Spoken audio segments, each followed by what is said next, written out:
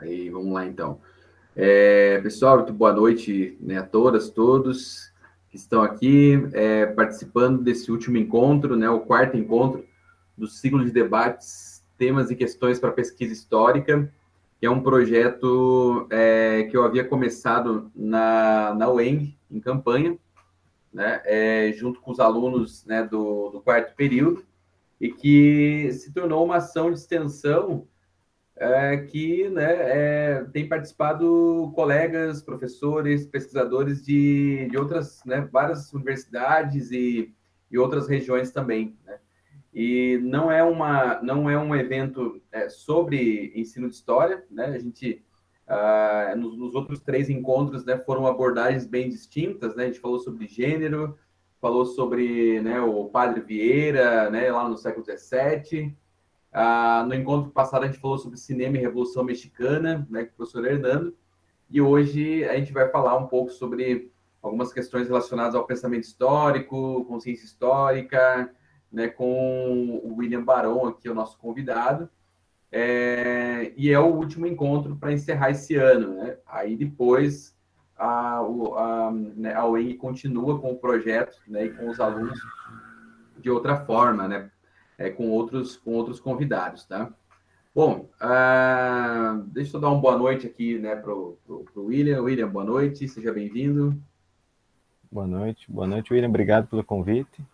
Fico feliz de estar aqui, conversar um pouquinho sobre a minha pesquisa, sobre o que nós fazemos aqui em Ponta Grossa. Espero que vocês gostem, né? Vai dar curiosidade em bastante gente, mas eu espero também que vocês tragam algumas indagações, porque eu trago mais dúvidas aqui do que soluções, né? Mas vamos que vamos. Legal. É a primeira vez que eu vou ver o William falando, fazendo uma fala e tal. Mas né, só conhecia mesmo por textos, assim. Daí depois a gente se conheceu também agora, bem recente, né? Mas a gente usou um texto teu, William, semestre passado na UENG. Opa! Qual que era aquele texto lá que o pessoal agora já está no sexto período? Aquele da revista de teoria da história lá, que fala sobre os microcampos da didática da história. Bem, mas tem uns 50 páginas, assim, né? O material e tal. Mas é bem legal aquela explanação e tudo mais. Então, gente, rapidamente aqui eu quero apresentar o professor William, tá? Que muitos, inclusive, confundem, né? Os nossos nomes aqui, acham que a gente é a mesma pessoa, né? Já aconteceu várias vezes. A gente pesquisa, né, objetos semelhantes, né? E a gente utiliza a teoria da consciência histórica e tal, né? Então, rapidamente, só apresentar o professor William, tem graduação e bacharelado pela Universidade Federal do Paraná, tem mestrado em educação pela Estadual de Ponta Grossa e doutorado em educação também pela Universidade Estadual de Ponta Grossa, a UIPG.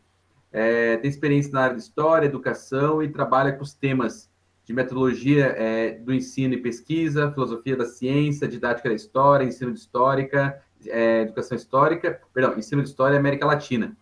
Integra o grupo de estudos em didática da história, que é conhecido como GEDAI, né? Liderado pelo professor Luiz Fernando Serri, né? Professor super conhecido também na área do ensino de história, da didática da história, né? em Ponta Grossa, e participa como pesquisador do projeto Residente, Observatório das Relações entre Jovens, História e Política na América Latina, que investiga cultura política, currículo, aprendizagem e consciência histórica de jovens e estudantes de 7 países sul-americanos. O professor também é professor na rede estadual de ensino do Paraná e também da Universidade Estadual de Ponta Grossa. Bom, professor, seja mais uma vez muito bem-vindo, você está com a palavra. Opa. Obrigado. Bem, gostaria de dizer que, para começar, que a minha formação tem a ver com, né, a proximidade que eu tenho com o professor Luiz Fernando Serri. Ele foi meu orientador de mestrado e também de doutorado, e agora a gente trabalha junto. Então, o que eu vou apresentar aqui, em grande medida, é um pouco do que ele faz e que nos convida a fazer, e a forma como a gente lida com essa teoria tem um pouco a ver com esse olhar dele, né, com essa contribuição dele, que acho que vale a pena pontuar aqui. O que eu trouxe aqui é uma provocação no sentido de começar a refletir sobre a captura eu vou usar a expressão agora porque vocês entendem mais, a captura da consciência histórica a partir de algum instrumento metodológico. E aí, nesse sentido, eu gostaria de trazer para vocês um pouco sobre como que a gente faz isso em Ponta Grossa, né? Como que a gente faz isso dentro do JEDI, dentro do projeto Residente, e no final, falar um pouco sobre essas reflexões, sobre uma reflexão sobre uma metodologia quantitativa que diverge um pouco, né, no cenário, e no final apresentar um exemplo, né, que tem a ver com o texto que vai ser publicado. Acho que o William pode até comentar melhor, acho que deve sair em dezembro, em janeiro. Mas o texto foi o que eu indiquei para vocês, né?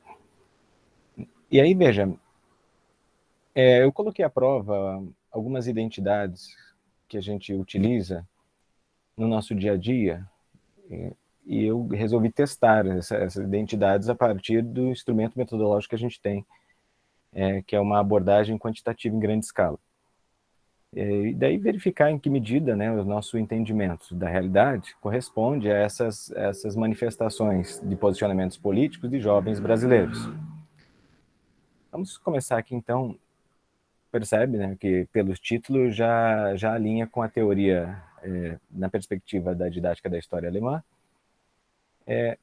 mas isso não significa que nós estejamos nesse momento 100% alinhados a essa abordagem, porque a gente vem fazendo uma reflexão no sentido de em que medida a gente pode abrasileirar, né, essa discussão um pouco, né, mas assim, sem desmerecer todo esse ganho que a gente traz da teoria do Riese.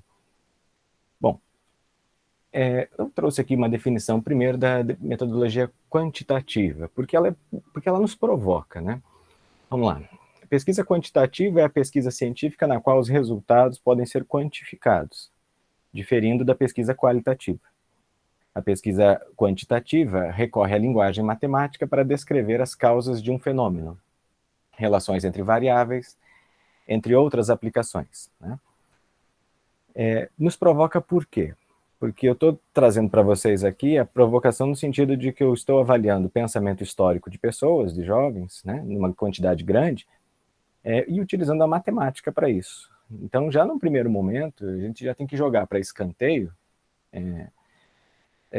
qualquer interpretação possível de que nos aproxime de uma busca por uma objetividade matemática, tal como a gente tinha no século XIX, por exemplo, lá no início da história enquanto ciência, né? Vamos pensar assim, não é isso que está sendo feito, né? Muito menos um estudo de economia também, não é isso que está sendo feito. Então, a gente recebe algumas críticas nesse sentido.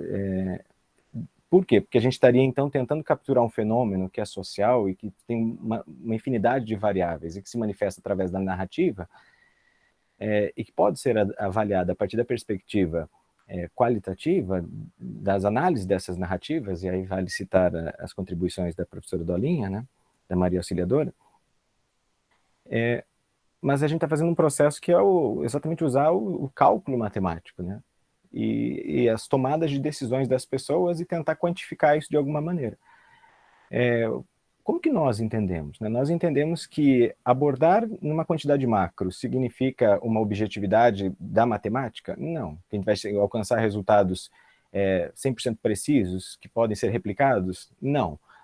Significa que a gente, ao abordar de uma maneira macro, numa grande quantidade, a gente pode criar um guarda-chuva de perguntas, um guarda-chuva de possíveis pesquisas que daí vão para o micro, né? Então, a gente identifica os fenômenos, ele aparece nos dados, né? E aí é possível o desdobramento de outras pesquisas.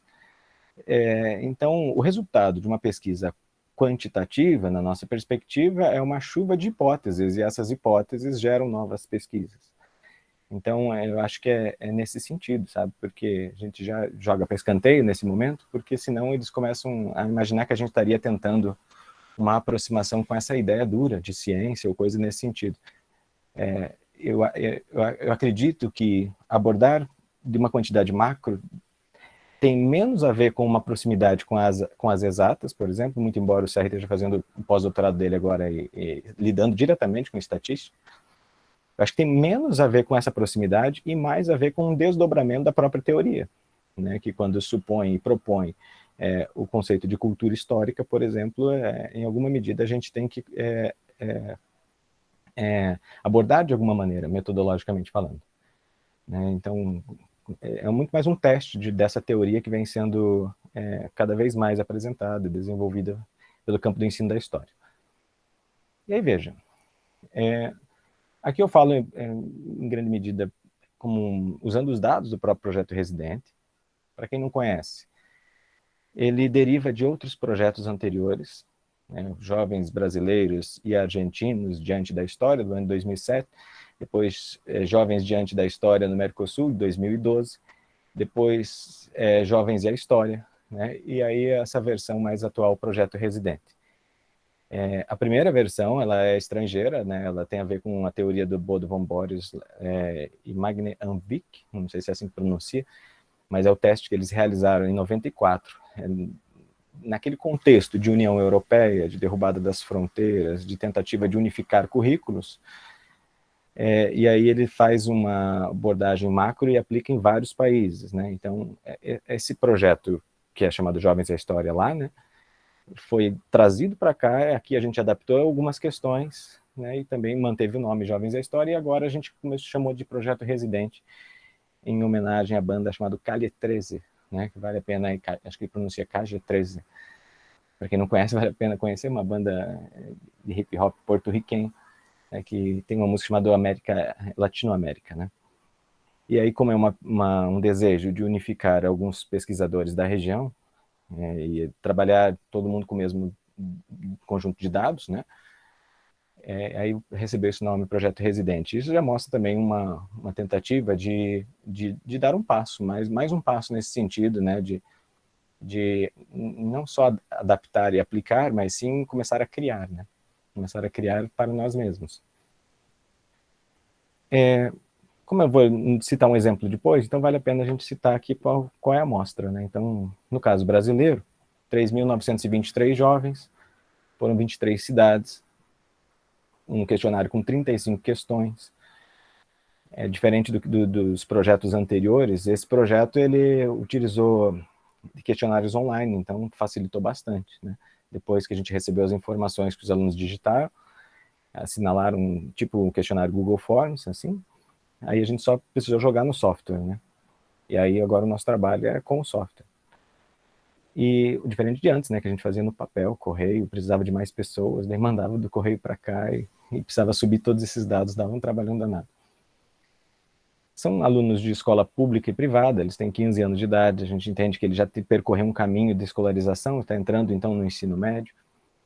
E essa coleta dessa amostra foi de março a setembro de 2019. Né? Então, dá para você se localizar no tempo. Portanto, ela é depois dos últimos grandes acontecimentos na nossa história recente. Né? Inclusive, depois de toda a atuação do MBL, por exemplo, que fez campanha contra o professor da escola pública, né? Digo isso porque, em alguma medida, isso vai aparecer nos dados e acho interessante a gente cruzar, né?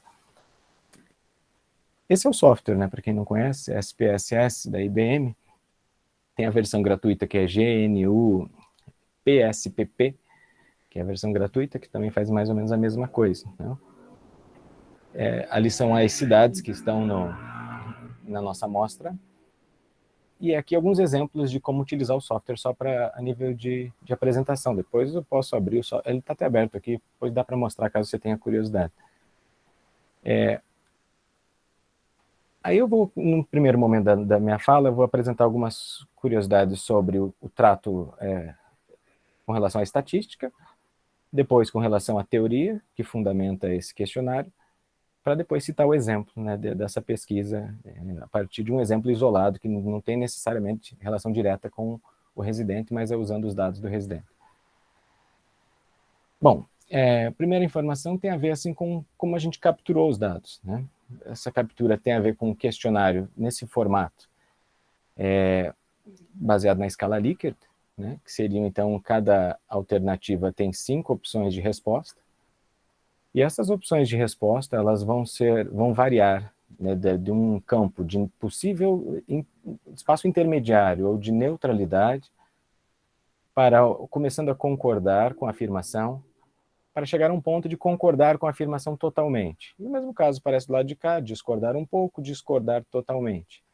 Como que a gente transforma isso em uma linguagem matemática, né? Então, se ele assinalou aqui no meio, o meio da linha, o valor é zero. Então, se outro jovem assinalou desse ladinho aqui, então ficou duas pessoas da amostra já. Uma é zero e a outra vai ser o número 1. E depois outra pessoa marcou aqui. Então vai ser 0 mais 1 mais 2. E aí a gente vai fazer, o computador vai fechando a média. E o resultado da média dessa amostra, quando ela é uma quantidade grande, né, 3.923 jovens, quando o computador fecha a média, ela vai indicar mais ou menos onde nessa linha está a maioria das pessoas, né? Então a gente pode começar então a dizer, qual o seu interesse, por exemplo, sobre a história dos seguintes lugares, né? Vamos pegar aqui outros países da América Latina. E a gente percebeu que o resultado foi menos 0,7. Então estaria próximo desse pouco interesse aqui, indo para um lado de quase de nenhum interesse, né? Então, essa é a primeira forma de trabalhar com a grande escala, né? Com uma quantidade grande de dados. É você considerar essa média. Mas, nesse momento aqui, eu estou só dizendo para você como que foi coletado, né? Foi coletado com um questionário desse porte, 35 questões que variavam de questão sobre política, sobre nacionalidade, sobre regionalidade, sobre religião, sobre conteúdos canônicos, né, sobre heróis nacionais e por aí vai, né, uma quantidade bem grande de questões, e aí a gente pode então pincelar. Como que os pesquisadores estão fazendo? Eles estão escolhendo, por exemplo, só olhar na alternativa D, por exemplo. Cruzar a alternativa D com outra alternativa de outra questão. E assim vamos começando a concluir, tirar alguma impressão sobre aquela amostra, né? Aí veja, ainda sobre os métodos de análise, nós temos aqui o seguinte. Espera aí. Eu acho que eu vou continuar a partir daqui e depois eu volto para cá, tá? Nós temos que ter alguns cuidados. Então fica aqui a dica para quem está pensando em pesquisar ensino de história a partir de questionários, né? Primeiro, a forma como a gente vai extrair esses valores numéricos e a forma como a gente coleta e a natureza que compõe a nossa amostra, a condição material da coleta vai definir se a nossa amostra ela vai ser de boa aderência, de aderência moderada ou de uma aderência abismal, né, que a gente poderia dizer. Uma boa aderência, vamos supor que a gente tem 100 jovens numa cidade e a gente consegue coletar 100 questionários. E aí a gente pode dizer que a gente tem uma certeza sobre alguma coisa. Então, veja, a estatística ela nunca vai ter esse salto de certeza, porque é sempre um salto de fé, né? Porque a estatística ela pega uma amostra. E o que é uma amostra, senão uma versão reduzida? A gente não consegue manter rigorosamente no nosso projeto uma amostra que seja estatisticamente confiável. O que eu quero dizer com isso? Já corrigindo antes que eu receba uma crítica.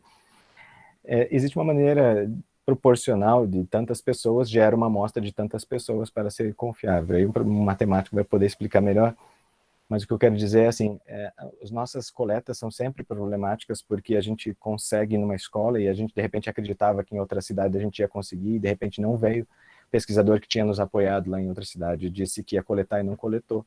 E de repente teve um problema na internet e aquela turma não conseguiu responder.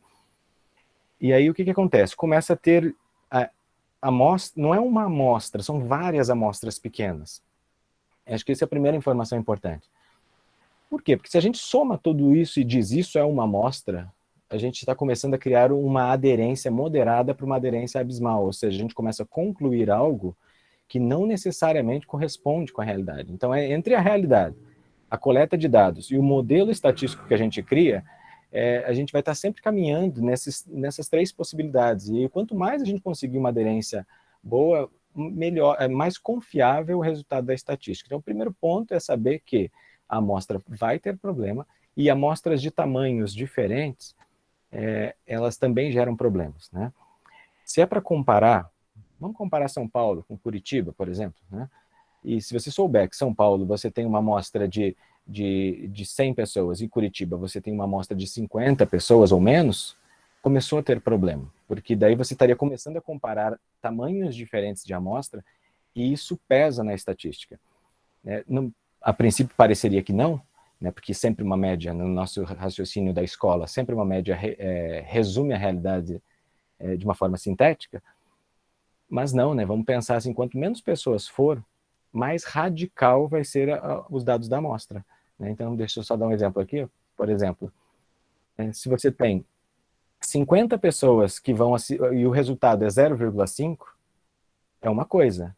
Né? Agora, se você tem 2 pessoas e 2 pessoas marcaram, por exemplo, isso daqui, né? E isso daqui já joga a média para cá. Ó, né?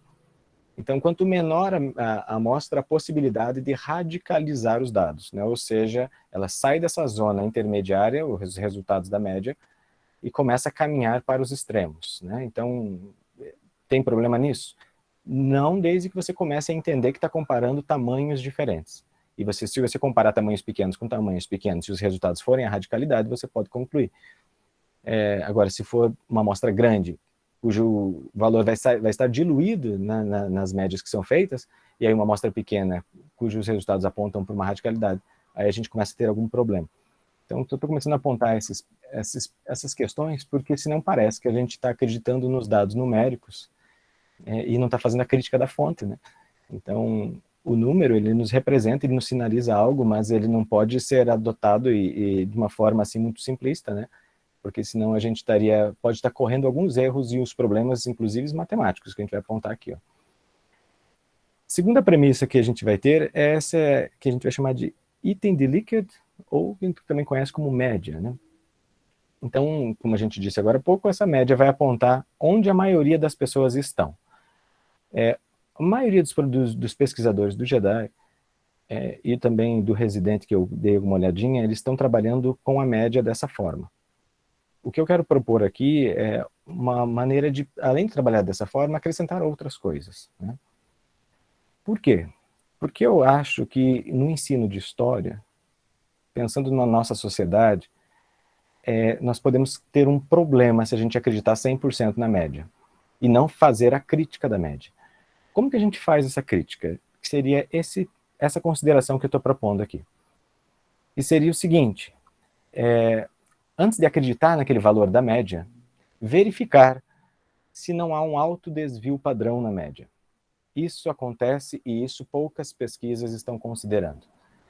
Então, veja, se a gente vai trabalhar com a matemática, a gente tem que ver o que os matemáticos estão dizendo para a gente. Né? E uma das coisas que eles dizem é exatamente isso. Toda média ela pode ser uma representação fiel daquele valor que deu a média, ou ele pode ser posicionamentos extremos, que quando feito a média, apontam outra coisa. Eu vou dar um exemplo aqui nessa linha, e aí a gente volta para o gráfico depois. Se eu disser para você assim, o que o jovem pensa sobre democracia? Então, veja, nossos problemas não têm a mesma natureza dos problemas da matemática. Nós não temos essa objetividade, porque a gente cujo resultado a gente sabe 100% o que é. Então, e nossos problemas, elas resultam em ações no mundo, resultam em ações das pessoas na sociedade. Então, um resultado que diga que o jovem tem interesse médio na democracia, que por exemplo, poderia ser uma das questões do Residente, significa que o jovem não se interessa muito. Então, essa média só faria sentido se a maioria das respostas estivessem aqui. Isso significa que o gráfico se comportaria dessa maneira, onde nós temos a maioria das respostas no centro. Né? E aí a gente pode dizer, então, que aqui nós temos um baixo desvio padrão. O que pode acontecer? E aí a conclusão do historiador, do pesquisador, é essa: o jovem brasileiro pouco se interessa pela democracia. Ok, tá. E daí o que a gente faz com isso? Agora, veja, não é a mesma coisa do que se eu pegar 100 jovens, vamos imaginar, se você é professor, você está aqui conversando comigo agora, você é professor, sabe do que eu estou falando. Você tem a tua sala de aula, você tem lá 50 pessoas na sala, e eu fazer essa pergunta sobre democracia, e se de repente aparecer 25 pessoas dizer que discorda totalmente, não tem interesse nenhum pela democracia, e outras 25 pessoas assinalar, né, que defende arduamente, concorda arduamente com a democracia, deu 25 num extremo, deu outro 25 no outro extremo, quando fecha a média, vai lá para o meio.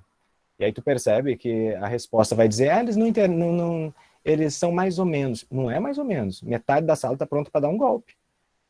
E aí tu começa a perceber que os nossos problemas, eles não podem ser tratados só pela média, porque a média pode não significar uma homogeneidade em torno da média. Ela pode estar camuflando posicionamentos radicais opostos, mas que são diametralmente opostos na mesma quantidade, mais ou menos. Se a gente tem 30%, 33%, 33% e 33%, se a gente começa a ter mais do que 33% para o lado de cá, e mais do que 33% para o lado de cá, a neutralidade vai deixando de existir. E aí assuntos polêmicos começam a não ter neutralidade no mundo prático, na vida prática das pessoas, elas estão se chocando, estão se atritando, mas aí o resultado da estatística, o resultado da pesquisa está dizendo que eles não são radicais, né? Eles estão nessa zona intermediária.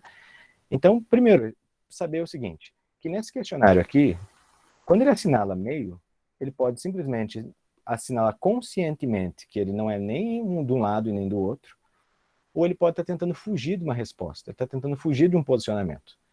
E aí, então, ele assinala ali, ou ele está simplesmente assinalando qualquer coisa, isso também é possível. Então, normalmente, se é para assinalar qualquer coisa, ele bota no meio. Então, por isso que, ao analisar as respostas dos jovens, convém mais pegar as respostas que estão ou para o lado de cá, ou para o lado de cá, que aí significa que a assertividade, né? Ou seja, ele está mais consciente na assinalação dele, ele está se posicionando, ele está dizendo sim, eu assinalo isso daqui, eu tenho fé nisso aqui, né? E aí ele acredita, ele marca. Pô. Então, só para a gente saber, então, que primeiro ponto, né? Além da aderência, nós temos um problema com a média. Né? E aí, veja, olha como se comporta aqui, ó, quando a gente tem uma média próxima do zero e outra média próxima do zero, mas os gráficos são diferentes. Né? E aí tu percebe, então, que aqui nós temos uma grande zona de pessoas nos polos, né, nos extremos. Olha como se comporta esse daqui, por exemplo. E diferente desse daqui, que é onde a maioria tem consciência de que o posicionamento político dela é exatamente a neutralidade. Né? E aí, veja, outra forma de considerar esses números, além dessa crítica da média pelo desvio padrão, é considerar também os dados de frequência. O que eu quero dizer? Eu descarto a média, não quero mais olhar a média, eu quero ver exatamente quantos jovens marcaram, vamos dar um exemplo aqui, ó, solidariedade com os pobres de outros países. Eu acho isso muito importante. Então, quantos jovens marcaram solidariedade com os pobres de outros países e, ao mesmo tempo, marcaram que tem interesse pela América Latina? E aí tu percebe, muito importante, 61 pessoas marcaram ao mesmo tempo isso daqui, e 61 pessoas marcaram que não tem interesse nenhum pela América Latina. Vamos para o extremo oposto? 92. 92 pessoas disseram que têm um interesse muito grande pela solidariedade com os pobres de outros países, e essas mesmas pessoas marcaram que têm interesse total na América Latina. É assim que a gente sabe, cruzando cada vez mais, cruza 2, depois cruza 3, cruza 4, eu vou apresentar hoje cruzamento de 7 alternativas. Quanto mais a gente cruza, mais a gente vai começando a pegar os detalhes, as nuances. Por exemplo, eu sou solidário aos pobres de outros países. A América Latina está inclusa nesse argumento, quando a pessoa defende esse posicionamento? Quando a gente cruza, a gente percebe que o índice que era, por exemplo, de 70% cai para 30%. Ou seja, o que aconteceu com essas outras pessoas? Significa que na cabeça delas a América Latina estava fora desses outros países. Então assim a gente começa então a tirar mais informação, não é só o número, entendeu? A gente vai cruzando e vai começando a inferir coisas, né?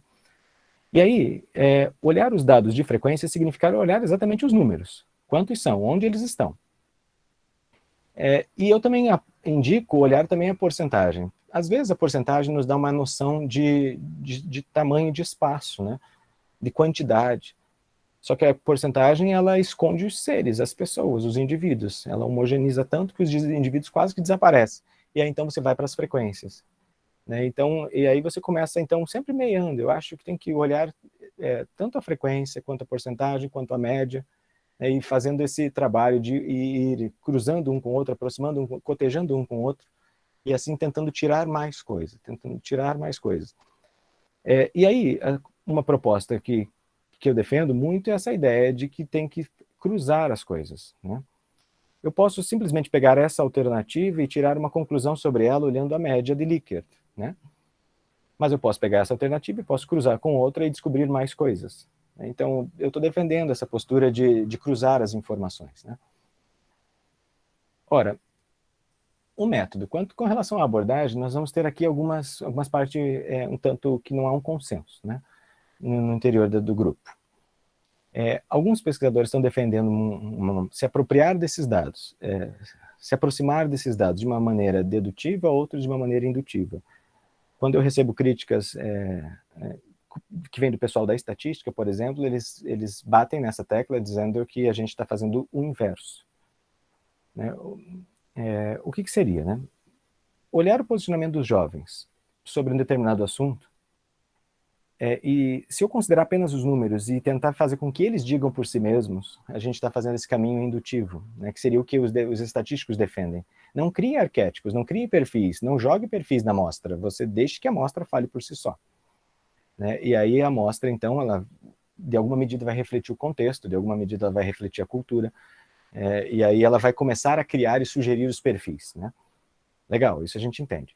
Outro caminho possível seria o caminho dedutivo, que seria você, então, pegar uma explicação teórica e jogar sobre os dados. Então, é a literatura que tu leu, é o conceito que você já sabia, é aquela informação sobre ditadura que você já sabia. E aí, quando você vê o posicionamento, você bate e rebate. Os alunos eles tiveram poucas aulas sobre a América Latina no currículo, então é por isso que eles se posicionaram dessa forma. E você tenta começar a partir a partir de uma premissa maior. Se ela for verdadeira, você conclui que a premissa menor também é verdadeira. Então, o que é? Você olhar os dados e lançar hipóteses para explicar os dados. Essas hipóteses já estão em você antes dos dados. Então, esse vai e vem é a parte discutível do processo, né? Em 2012, apareceu essa definição, método quantitativo descritivo, no texto de Eugênie Duarte, junto com o Serre. Ele não apareceu mais, se não me engano foi citado 2, 3 vezes, mas não apareceu mais, ou seja, nesse momento nós temos ainda uma carência de uma explicação teórica do que a gente está fazendo, entende? Então, isso é um dos limites do método, e isso é legal, né, para a gente refletir aqui, porque ciência não é religião, né? Então todo método vai ter um monte de limites, ele avança até um ponto, já lança luz em algumas coisas e escurece outras, então a gente está aí tentando, tateando para tentar descobrir mais coisas, né? Tentar avançar um pouco mais. Ora, com relação então ao trato matemático, foram aquelas ali de algumas premissas que vão estar depois nas minhas análises de dados, né? Mas poderia testar outras coisas, mas vamos para a premissa teórica que fundamenta o projeto, né? Então, como que a gente explica isso teoricamente de o que tem a ver o posicionamento do jovem marcar um xizinho ali com, por exemplo, o conceito de consciência histórica, né? Então, algumas premissas fundamentam essa construção desse questionário. Primeira das premissas, nascemos num mundo cheio de histórias. Ok. Então, ninguém escapa, ninguém está fora. Né? E aí, segunda premissa, a realidade é interpretada. Ok. Nós temos um mundo que é real, onde muitas histórias estão presentes, seja nos produtos, seja nas tradições, né, seja nos elementos da indústria cultural. A história ela é contada e ela aparece, né? E então as informações históricas habitam, né? Elas constroem uma espécie de arquitetura, e a pessoa ela está dentro dessa arquitetura. Então, seja no conceito lá de memória, né? Do Alben Wachler, por exemplo, né? A ideia de todo mundo parte de um ponto, de toda a memória coletiva, por exemplo, né? É um tanto radical, mas o fato é que nós estamos nos relacionando com as informações do passado e nós estamos interpretando essa informação. Duas premissas. Terceira premissa, agimos racionalmente, altamente questionável.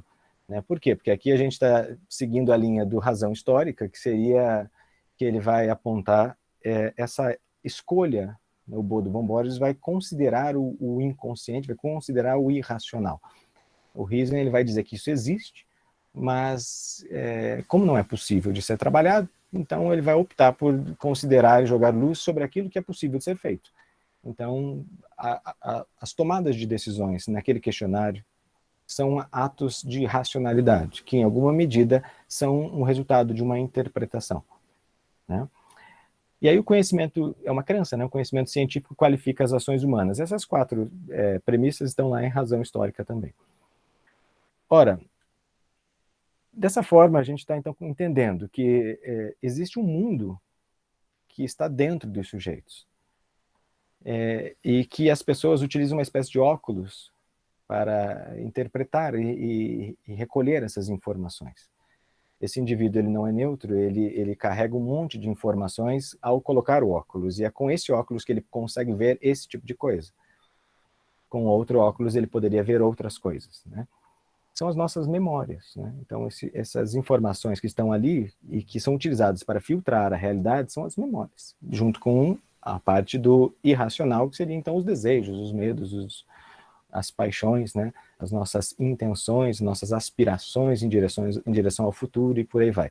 Então essa constatação primeira é importante, porque a gente sabe que está lidando com a resposta que está dentro dos indivíduos, não está lidando exatamente com uma constatação da materialidade do mundo. A gente o nosso resultado é um resultado da interpretação dos jovens sobre esse mundo. E aí, nesse sentido, nós vamos ter, então, esse agir intencional, que faz parte da nossa perspectiva teórica, e que ela de alguma medida, utiliza das memórias que nós temos para interpretar e agir em direção ao futuro. Essa união entre passado, presente e futuro, como apresenta a teoria. Ora, aqui vamos pular essa parte da identidade, mas que ela vai voltar mais para frente. Mas o que nos interessa é que essa memória ela pode ser minha, né, de como eu experimentei, ela pode ser aquilo que eu ouvi falar sobre no contato com outras pessoas, ou uma memória que permanece apesar das pessoas, né? Poderíamos assim dizer que é aquela memória que dura no tempo apesar das pessoas. As pessoas vêm, as pessoas vão e a memória continua, né? Ora, isso significa então que o que nós estamos captando é as interpretações dos sujeitos que, para interpretar, eles estão utilizando informações de suas memórias. Então aqui a gente começa o engate com o ensino de história, aqui a gente começa o engate com a teoria. Nessa aspiração e desejo por um outro mundo, né, nessa vontade em direção ao futuro, e esse freio que é a consciência histórica, não vou entrar no mérito do conceito de consciência histórica, né, porque eu acho que, para ser bem sincero, eu acho que nós não estamos falando a mesma coisa, né, quando a gente utiliza com consciência histórica. Então, nós temos o Serre apontando uma direção, nós temos o Dimar Cardoso apontando em outra, nós temos Rafael Sadim indicando outros autores, nós temos o Estevão Martins apontando outra coisa, e é danado de difícil de a gente entrar numa...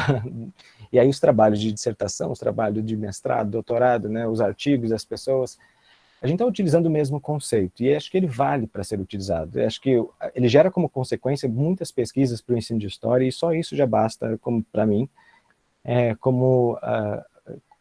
eu explico para mim mesmo que esse conceito permanece, deve permanecer no campo do ensino de história, porque ele gera como consequência uma infinidade de pesquisas, né? Mas então aqui vale a gente fazer uma mínima definição possível, né? O que eu poderia colocar? Como que as pessoas, e aí tu percebe que algumas pesquisas utilizam um termo, outras pesquisas utilizam outro, né? Como que as pessoas constituem, como que elas operam, como que elas formam, como que elas manipulam. Particularmente não gosto da ideia de como elas formam a consciência histórica, porque eu acho que ela não é tão facilmente manipulável, assim. Principalmente num espaço tão curto de uma sala de aula, né? 40 minutos de uma experiência, mas aquela experiência em sala compõe esse acervo de memórias, e aí sim, em algum momento essa memória vai disputar com outras memórias a interpretação da realidade, e aí nesse sentido eu acho que vale. Mas como que eu gosto de pensar particularmente, né? Como que as pessoas então constituem, operam, formam ou manipulam essa consciência histórica? Através de palavras. Então essa é uma das premissas e que a gente vai utilizar no nosso questionário, por isso que o questionário são textos, né? São frases que as pessoas interpretam. Através de palavras que se organizam conforme uma estética. Então, de onde vem essa conclusão, né? Vem da ideia de que o nosso pensamento é texto. O nosso pensamento sendo texto, a gente está pensando frases o tempo todo. Ah, William, mas tem pensamento de imagens. Sim, também tem, né? Disputa também. Mas podemos dizer que grande quantidade do nosso pensamento são frases prontas. Frases. E aí a grande sacada do Riesman foi perceber que existe uma relação entre forma e estética e as frases que a gente elabora no pensamento. E aí o que eu quero dizer? Se a nossa frase é texto, dependendo da maneira como tu organiza o texto, tu gera um sentido diferente. E aí é isso que ele está percebendo. E quando ele coloca lá 4 sentidos, né, ele vai dizer assim que existe uma relação entre estética e forma e a consequência disso é o sentido. E o que é esse sentido? É o óculos que a pessoa está pondo e olhando para fora. Então, a maneira como a gente organiza a frase no pensamento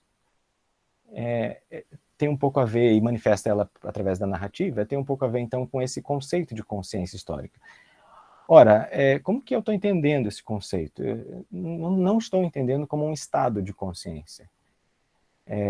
Não estou entendendo como uma condição da modernidade pós-criação da ciência da história. Né? Não estou entendendo como consciência da historicidade. Não estou entendendo como consciência do tempo. Não estou entendendo como consciência da inclusão de um indivíduo numa dada coletividade. Todas essas definições são possíveis de serem encontradas nos autores. Né? Não estou entendendo como uma consciência das forças da história que nos determinam. Também é uma outra possibilidade. Não, estou entendendo aqui como os próprios sinônimos utilizados na razão histórica, lá, por exemplo, que é a ideia de estrutura de pensamento. Né? Sentido histórico, né? Produção de sentido. Né? São vários as palavras que ele utiliza como sinônimo. De uma maneira bem simples, né? Por isso que eu gosto de pensar assim, é um movimento do pensamento em direção ao passado que recupera uma memória e joga como filtro para entender a realidade e possibilitar um agir em direção ao presente, ao futuro. Né? Quando a gente olha para fora, lá a gente olha uma nuvem no céu e a gente olha e diz, aquilo lá parece um cachorro. Não tem um cachorro lá, é a gente que está aqui de dentro, está colocando lá, entendeu? É esse movimento, que ele é muito rápido. Né? Então, toda vez que a gente olha uma situação no presente, quando a gente interpreta uma condição da materialidade, quando a gente entende uma situação de injustiça social, o tempo todo, alguma memória está ali. Alguma memória está nos dizendo se aquilo é certo, se aquilo é errado, se aquilo é justo, se aquilo é injusto, se aquilo é bonito, se aquilo é feio, se aquilo é bom, se aquilo é mal. E aí, então, as memórias estão se atravessando o tempo todo. E aí, veja, um exemplo rápido, né? Normalmente eu faço isso numa sala de aula e os alunos dão risada, porque é rápido, né? O teu pensamento ele funciona muito rápido, né?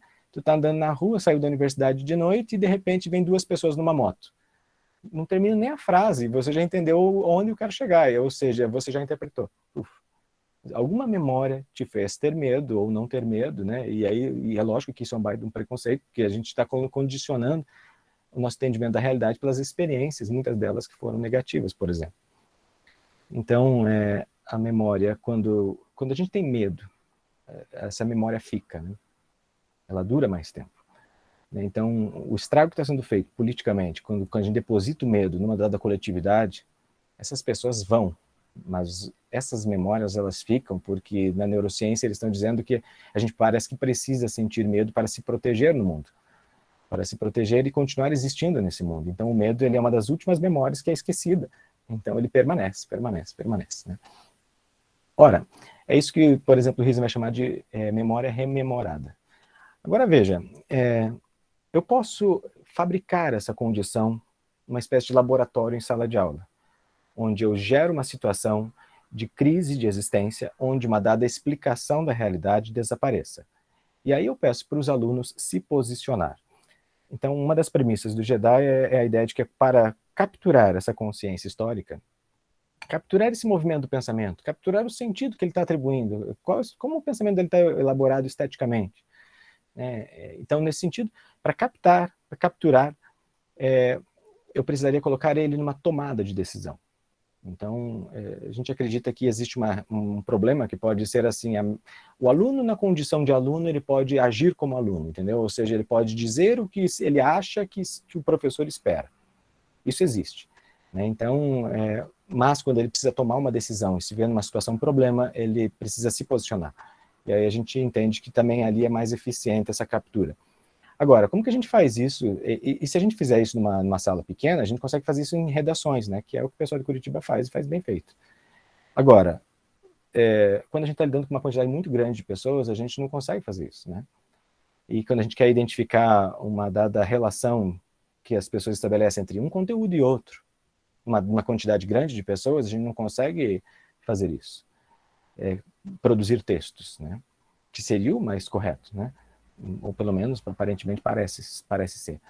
O que a gente faz? A gente pega frases com sentidos já pré-estabelecidos, que a gente aponta, né? Pode ter um sentido X, um sentido Y, né? Pode ter uma forma tradicional, uma forma exemplar, né? A gente pega frases com sentidos que provoquem, né? Despertem medo, despertem paixões, né? Às vezes é o senso comum que está ali, às vezes é o discurso do historiador que está ali, né? Mais de ponta, inclusive, né? E aí a gente entende que o jovem, ao decidir entre uma frase e outra e dar intensidade ao seu grau de concórdia ou discórdia com relação àquela frase, a gente então imagina que estaria capturando esse movimento do pensamento, que seria uma das formas de tentar pegar isso, né? Uma quantidade. Então, o que seria? A gente dá a frase com sentidos, e aí o grau de concórdia e discórdia vai dizer, em alguma medida, ele simpatiza com aquilo, né? Em alguma medida, ele acredita naquilo, né? Lógico, por isso que a estatística ela entra agora como importante, porque ela vai dizer, opa, pera aí, não sai acreditando em tudo, né? Porque tem um problema matemático ali envolvido. E aí, veja, enfim, né? Só para a gente, então, articular o que a gente está capturando? A gente está capturando esse movimento do pensamento, nas tomadas de decisão, e o que isso tem a ver com história? Porque a gente acredita que alguma memória está se atravessando naquele momento, onde ele está assinalando, alguma informação veio para ele, ele por isso disse sim com tanta certeza, alguma coisa ele acredita muito, realmente acredita muito, e por isso que ele marcou, e por aí a gente vai. Então, veja, esse é um instrumento que tu pode criar, e você pode colocar os alunos nessa situação e você ter um diagnóstico de uma quantidade maior. Mas, como eu digo, o resultado vai ser novas pesquisas, porque elas vai apontar, ela vai nos provocar, os resultados nos provocam, né? E aí a gente começa a ver coisas que às vezes parece que em uma condição micro, às vezes a gente não vê.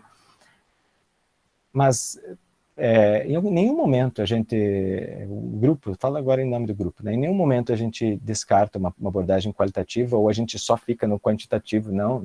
As nossas pesquisas, elas variam bastante. De vez em quando alguém usa o dado do residente, de vez em quando alguém usa o dado dos jovens da história, não significa que a gente está fazendo só isso, sabe? Mas eu só gosto de mostrar porque as pessoas não conhecem muito, então a gente utiliza esse espaço para falar um pouco, né? É lógico, né? A gente poderia aqui pegar e traçar explicações mais variadas possíveis para essa tomada de decisão do jovem num contexto desafiador. Então, o que a gente está colocando aqui, o questionário, é o que desafia, é o que provoca, né? É o que desestabiliza.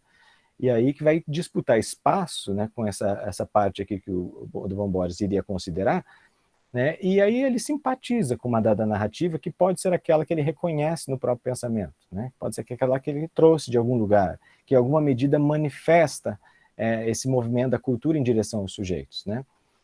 Então a gente entende que a gente está colocando um questionário ali, nesse espacinho ali, né?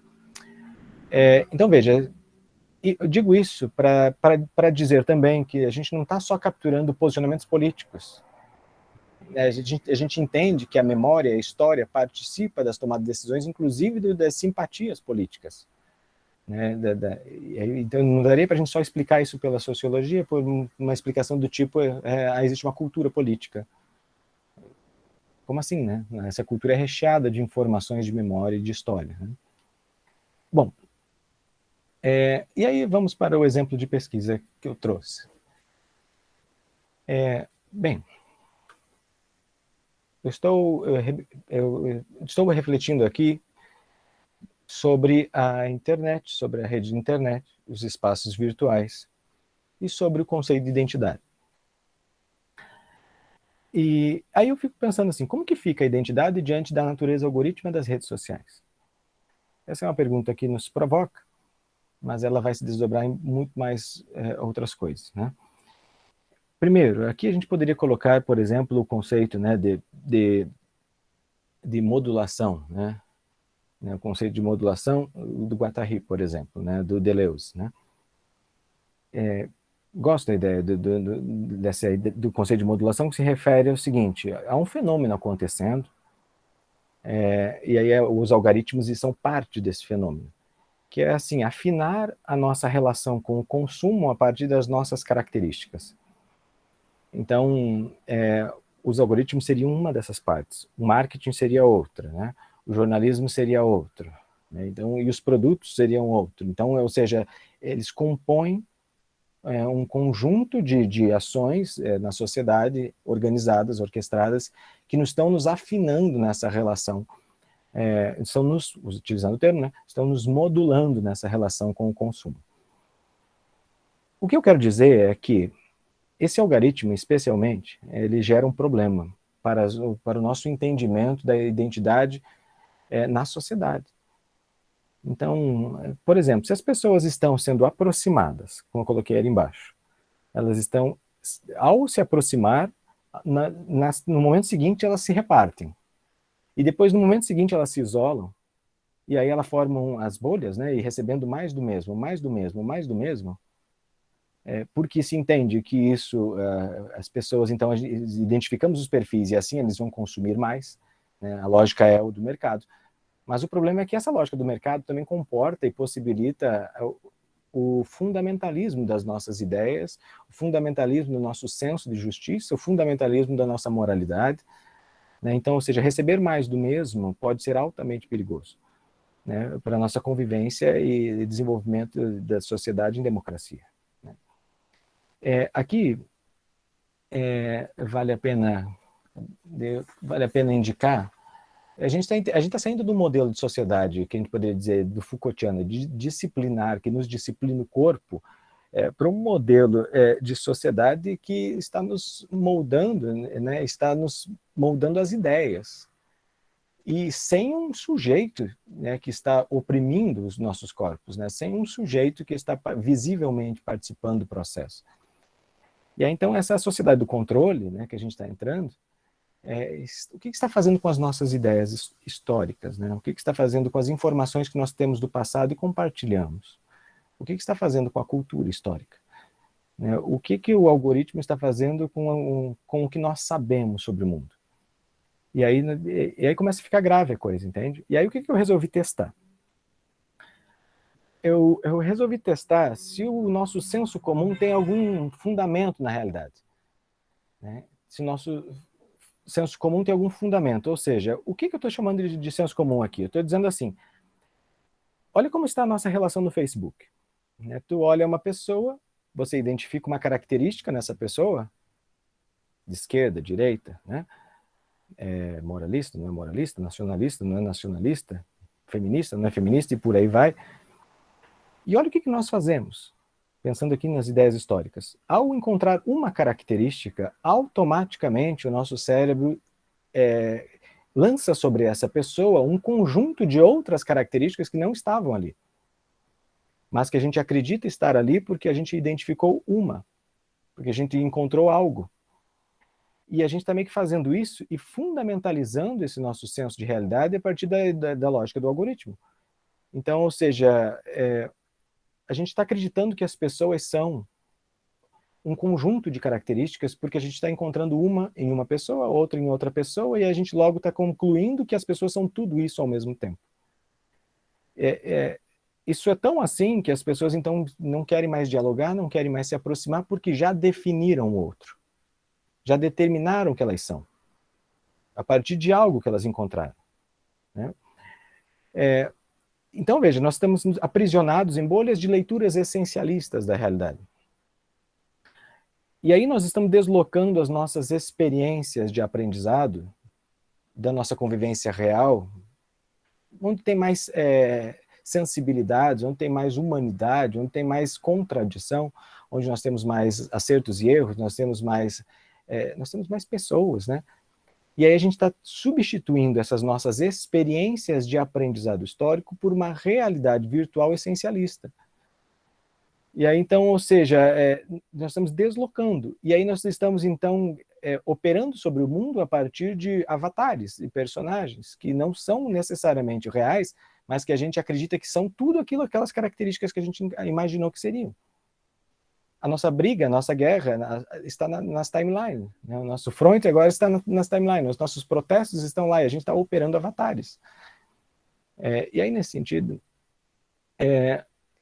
aí veja, eu quero saber, será que uma pessoa que tem uma característica tem todas as outras? E a gente consegue isso como um questionário macro, entendeu? Será que será que um ser de esquerda, um ser feminista, é um conjunto de características? Lógico, entre nós aqui, todos nós aqui sabemos que não, né? Todos nós aqui sabemos que não é bem assim. Mas, quando a gente opera os avatares, quando a gente opera nesse espaço, a gente opera com uma dureza, com uma crença, como se fosse verdade. Então, parece ser mais importante do que realmente ser. E não importa mais o que realmente é. E aí, veja, as questões que eu coloco, então, são essas. Ó. Será que realmente esses estereótipos socializados, e aí eu vou citar os exemplos de estereótipos que foram possíveis de serem criados, né? Será que esses estereótipos socializados, essas identidades virtuais, e aí eu trago aqui um conceito do Erving Goffman, né, num livro que está aqui, Estigma, onde ele descreve um processo que acontece na sociedade, que é o fato de eu criar uma identidade virtual, e esse termo aqui, no caso do Erving Goffman, não tem nada a ver com a rede de computadores, ele está falando de sociedade mesmo, está falando da gente lá na rua, das pessoas se encontrando de verdade, e ele vai chamar de identidades virtuais, não o que elas são, mas aquilo que eu lanço sobre elas. Então, é a maneira como algumas pessoas são estigmatizadas na sociedade. É o morador de rua que é estigmatizado pela sociedade. É o religioso que é estigmatizado.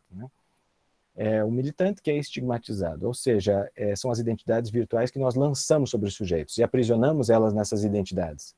E aí, em contrapartida, esperamos que elas reajam e ajam sobre o mundo de acordo com aquilo que eu espero dela. Esse fenômeno que ele diagnosticou na sociedade, nessa forma como a gente se relaciona socialmente a partir de identidades que são virtualizadas, é um fenômeno que adentra a rede de computadores, adentra o espaço da internet e participa, e a internet amplifica esse processo.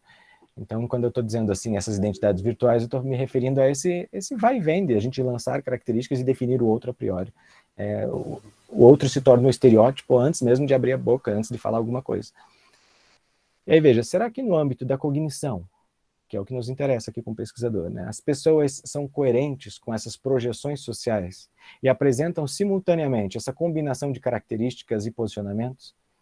Será que uma característica, identificação, subentende, pressupõe outras características, outras identificações? Agora vai ficar fácil para tu entender, tá? Eu criei 3 perfis virtuais, e eu vou testar nos dados para ver se isso faz algum sentido. Aí vamos lá, como que a gente criou esses perfis? Então aqui é o ponto que a gente pisa no freio, olha para o pessoal da estatística e fala assim, vai com calma na crítica, porque a gente sabe o que está fazendo aqui, a gente sabe que é o inverso daquilo que tu propõe para fazer. O que seria a estatística falando aqui nesse momento? Ele ia dizer assim, não lance um perfil sobre os dados, ela vai dizer, deixe os dados falar por si mesmo.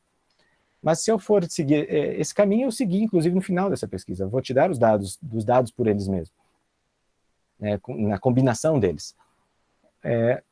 Mas se eu fizesse esse caminho da estatística, a gente não consegue derrubar um estereótipo, a gente não consegue, então, testar essas crenças que as pessoas têm.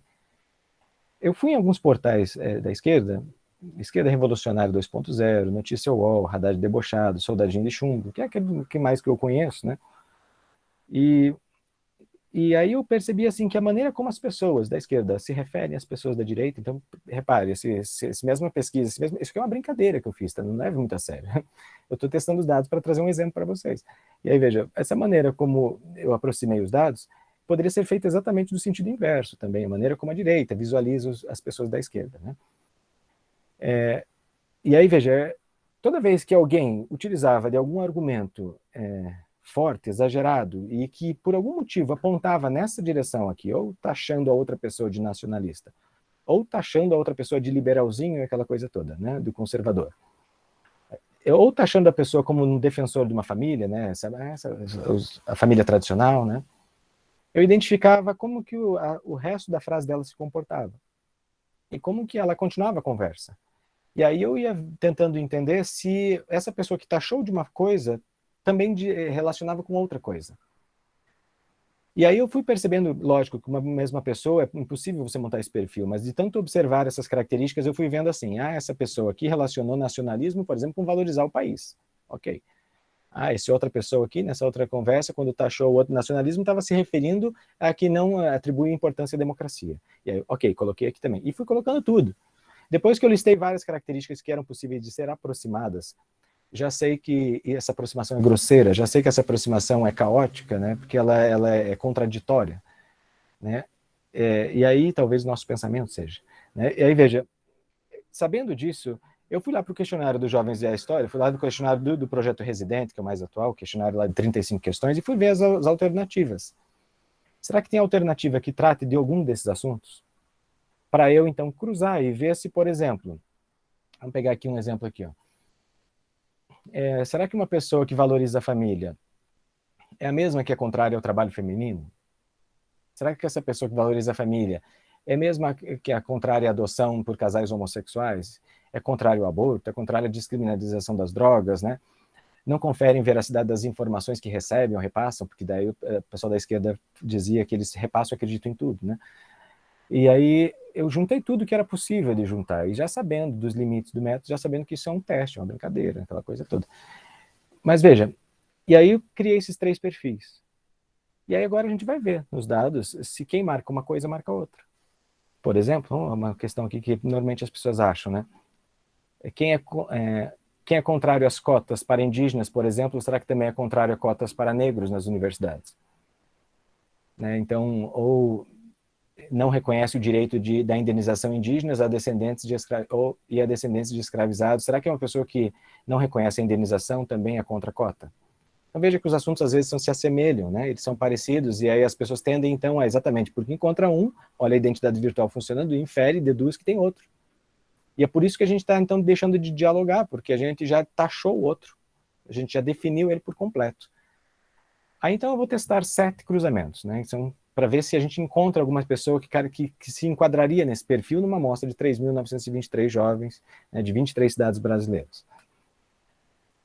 Os momentos são os seguintes. Primeiro, que características atribuídas foram assinaladas pelos jovens da amostra? Então, vamos lá. Cada uma dessas, será que foi assinalado pelos jovens? Tem alguma que não foi?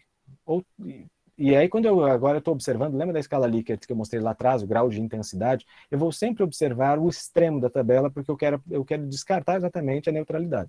Então, eu quero dizer assim, o cara que marcou o extremo, ele marcou assim, eu tenho total certeza que eu sou contra, né? Ele marcou o 2, né? Ele marcou a última opção. Ou ele marcou o -2, né? Ele discorda totalmente ou ele concorda totalmente. Essa pessoa que tem esse posicionamento, é esse indivíduo que eu estou encontrando na amostra. Então, veja, tem um movimento aqui. Tem um movimento em que você olha a quantidade no macro, e agora a gente vai mergulhar nesse macro e vai tentar identificar o sujeito que tem essas características. A gente está entrando lá para o micro. A gente vai encostar nesse indivíduo. Quando a gente encontrar ele, a gente vai olhar para o lado para ver se tem outros indivíduos com essa mesma característica, e aí a gente volta para o macro para tentar observar o fenômeno. E aí, veja. O segundo ponto, então, o primeiro ponto é assim, essas alternativas foram assinaladas. A segunda questão, foram assinaladas ao mesmo tempo. Então, isso é importante. Será que se elas foram assinaladas ao mesmo tempo pelos mesmos indivíduos? Dá para a gente saber isso, olha que legal.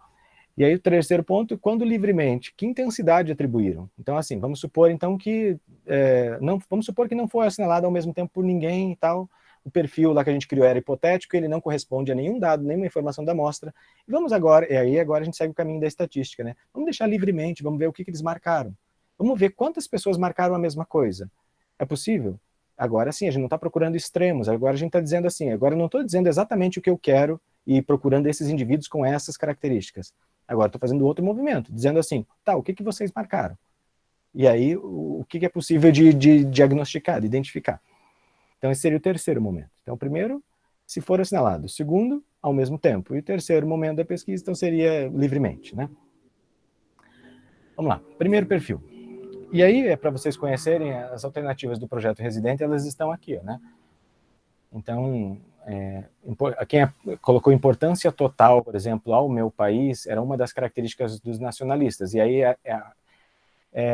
o perfil ele é hipotético, está aqui, valoriza o país. A alternativa que tem a ver com isso aqui seria essa primeira, o meu país, atribui importância total. E é assim que a gente vai, né? Ou seja, as frases que você vai ler aqui não é exatamente a mesma frase que estava na tabela lá, mas ela se relaciona, ela tem proximidade. E aí, vamos pegar outro exemplo, ó, a pena de morte deveria existir para a maioria dos crimes hediondos, né? Lembra que a gente colocou aqui, ó? Opa, aqui, ó. Eu já dei spoiler, né? Favorável à pena de morte, né? Então, será que os nacionalistas são favoráveis? Será que essas ideias se relacionam, né? E aí, o que a alternativa que a gente tinha aqui, a pena de morte deveria existir para a maioria dos crimes hediondos. Essa era a frase que ele tinha que julgar a intensidade. E aí que eu selecionei, só quem marcou concorda totalmente. Então, observando essa primeira tabela, olha que interessante, né? Todas as alternativas que estão ali do perfil nacionalistas foram marcadas por pessoas. Então, por mais absurdo que tu possa pensar que seja a ideia, mais radical que você pode imaginar que seja a ideia, alguém tem essa característica. Então, na nossa amostra, ou seja, eu vou falar assim, sou totalmente a favor da pena de morte. Tem. Quantos? 801 pessoas. Era 20% da amostra total. Né? Não atribuo nenhuma importância à democracia. 257 jovens. Então, veja que eu estava falando agora há pouco sobre porcentagem e frequência.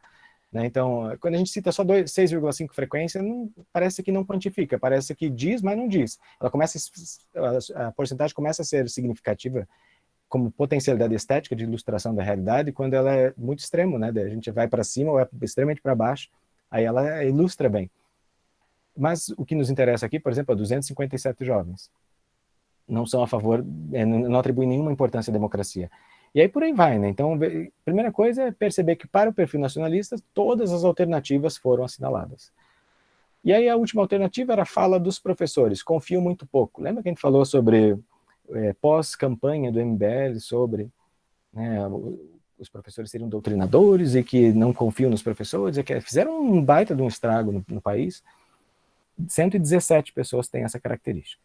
Aí a questão que nos interessa é, um nacionalista tem essa característica de confiar pouco nos professores?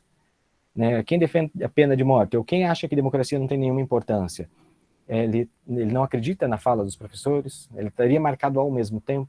É isso que é o exercício, entendeu? Vamos para o segundo perfil. Né? A primeira coisa a gente entender, então, que 1.374 foi a característica mais assinalada desse perfil, que quando a gente fala, então, que eles são os defensores do país, país acima de tudo, né? Aí a segunda característica, o segundo perfil e o terceiro perfil estão ali. Vamos lá com calma. No primeiro, deixa eu só ver essa barulhinho não é aqui, né? Tá, é que eu não estou vendo vocês, se vocês precisarem falar, vocês precisam ligar o microfone.